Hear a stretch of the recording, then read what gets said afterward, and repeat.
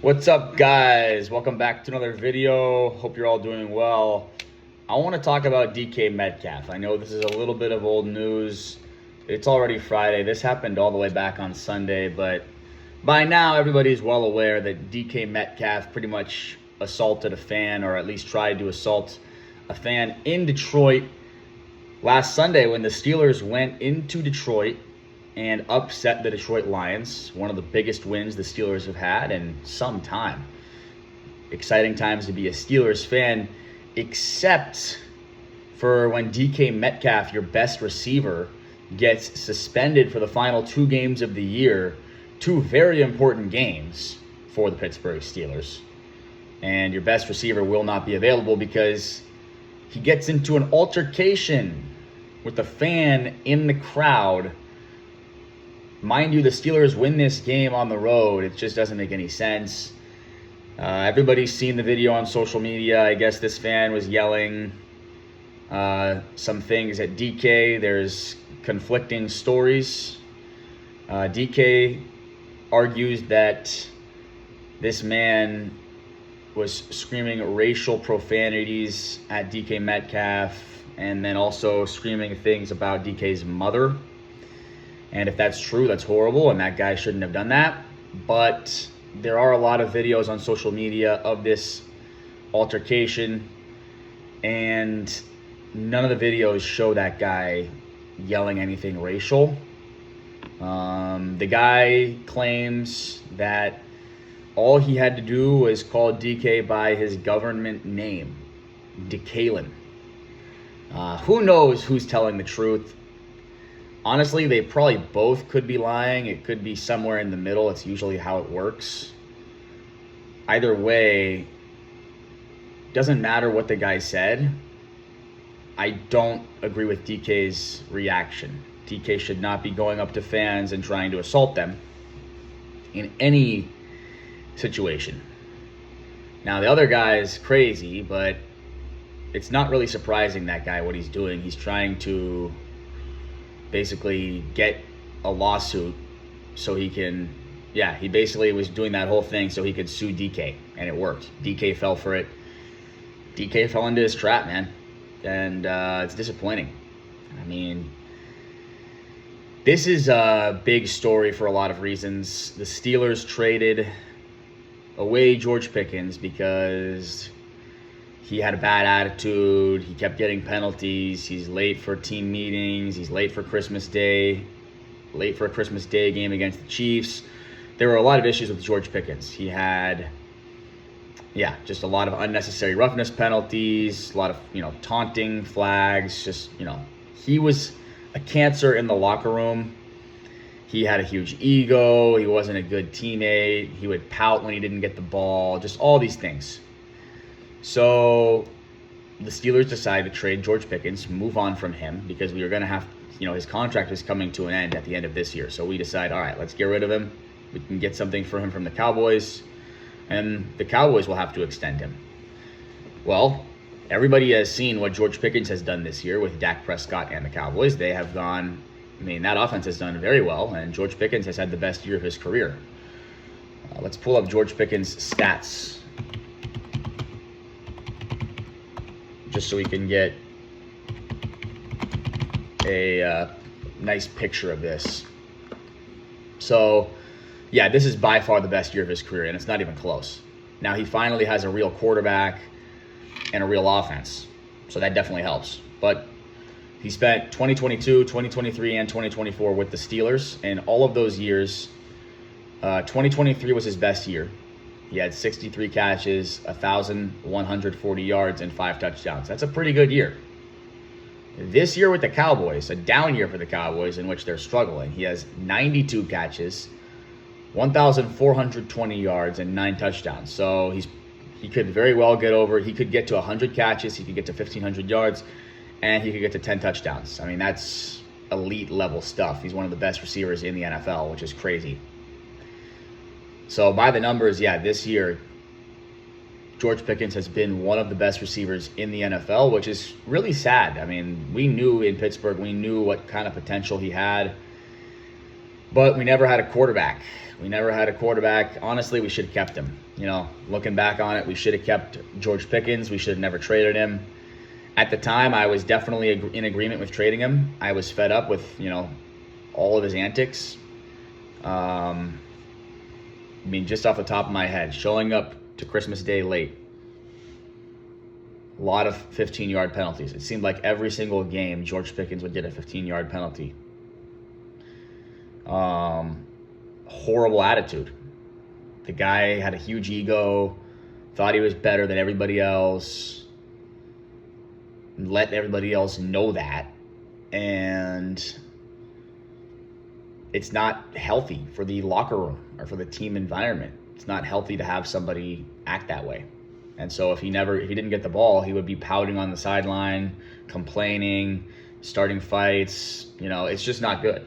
So, at the time, I agreed with trading him. But now looking at what he did this year, oh my goodness, it would have been nice to have him right next to DK Metcalf. Now, the Steelers probably would have never gone and got DK Metcalf if they kept George Pickens. So, yeah, the Steelers, they probably never would have even done that. That's just a dreamland. But what could have been, man? What could have been? Now, as far as DK, that was a mistake. Yeah, the Steelers probably shouldn't have gone out and traded assets for this guy and then re-signed him to a 5-year, however big the contract was, a huge contract. He signed, what was it?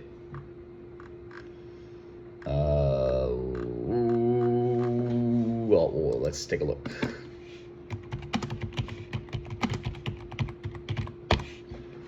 So, 4-year, $132 million extension. So he's going to be getting $33 million per year. He's now suspended for the final 2 games of the season because of this altercation with the fan.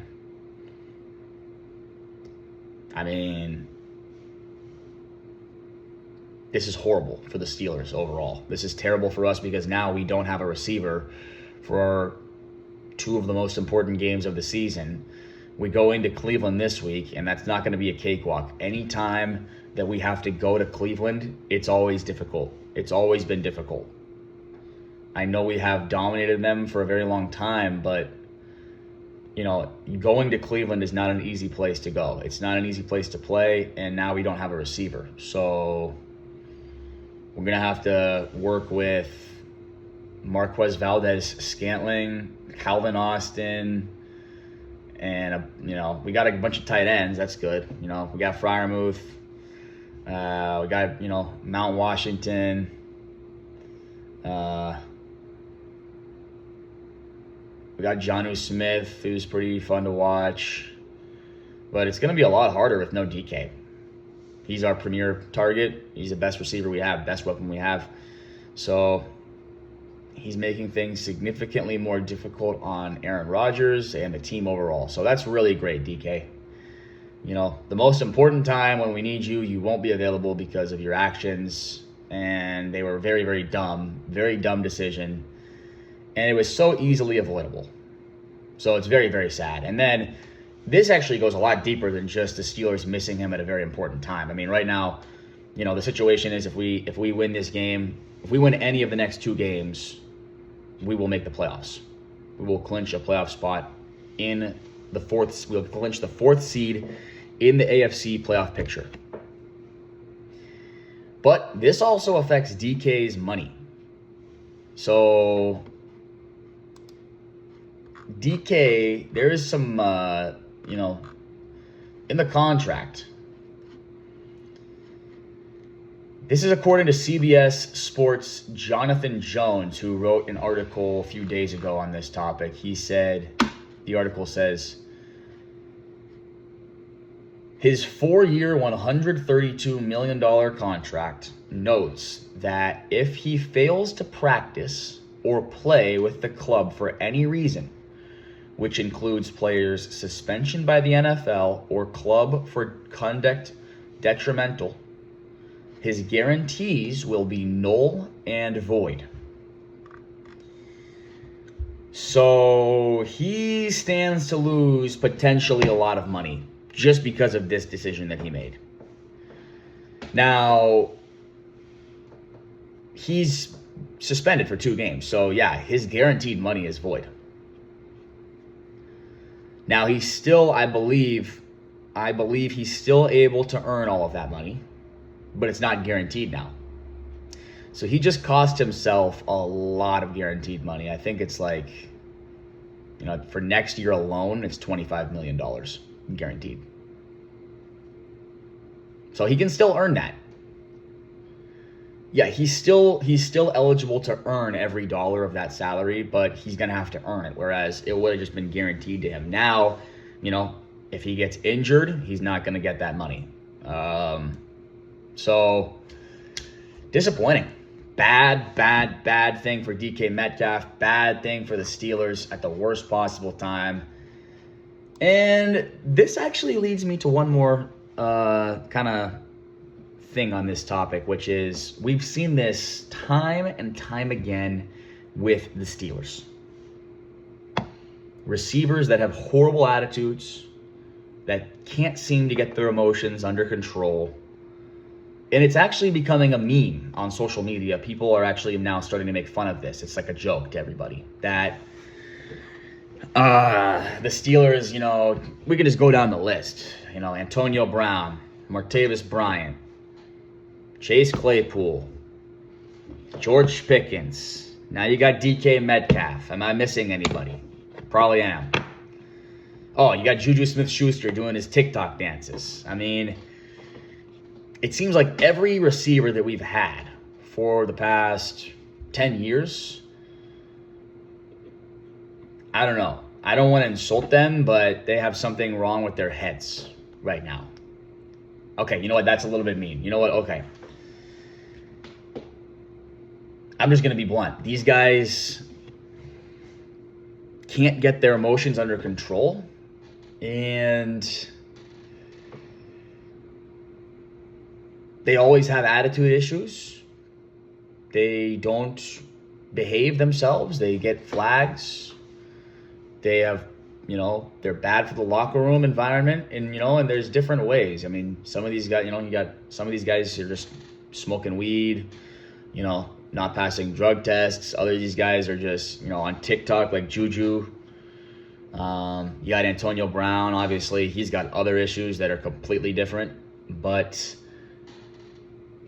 it's very interesting. And I don't want to be the guy who blames it on Mike Tomlin.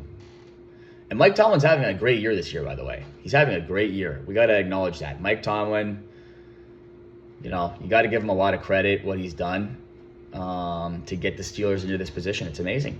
It's amazing what he's done, but I don't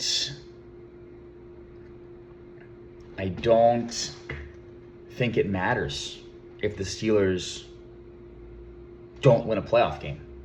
But yeah, what I'm trying to say here is that the Steelers, look, Mike Tomlin, he's the common denominator here. Now, I don't know if it's all because of him, but we have to ask the question. I mean, how many guys are going to do this? How many guys are going to have to make mistakes, cause problems, get in trouble before we start to realize that maybe it's the guy who's, leading them. Maybe it's the guy who's coaching them. Maybe it's the guy who's in charge, who just does not set a good enough example for whatever reason. I don't know what's going on, but we have to start questioning that because it's occurring over and over again, and it's starting to be very frustrating. I mean, if we lose both of these games, that would be a colossal failure. That would be really sad. And that would definitely, DK Metcalf not being available would play a huge part in us losing those games. So definitely something to keep an eye on. Definitely disappointing that the Steelers are in this situation. Now, what do you guys think? I'm pretty sure everybody pretty much agrees that the Steelers should never have traded George Pickens, but, I'd like to hear what everybody thinks. I think that, yeah, it's seems pretty obvious that most people would think that the Steelers probably should have never traded George Pickens. But, maybe you guys think that, George Pickens caused too many problems in Pittsburgh and he needed to go. And then Did the Steelers make a mistake in trading for DK Metcalf and then extending him to a 4-year, $132 million deal? Was this whole thing by the Steelers? Did they play this whole thing wrong? Should they have just stuck with George Pickens and just paid him and not traded for DK? Let me know in the comments below. Thanks for watching, and see you next time.